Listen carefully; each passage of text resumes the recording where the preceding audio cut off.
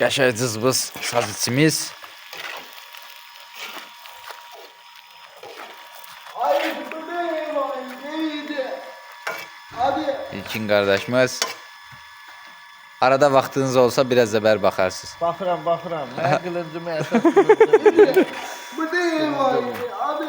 Hadi. Abi. Şamallar. Bu da Nə? Adil gəl sənə də çəkim, sən də düş Adil.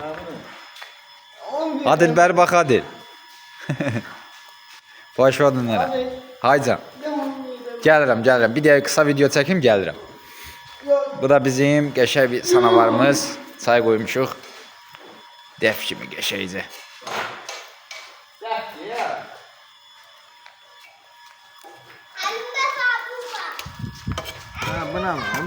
Buna. Bu danışır, Mərfət, bu danışır.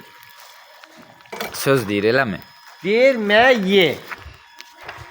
Mən çatmır, bir dənə çatmır Bu da Mərfət. universal mərifət usta.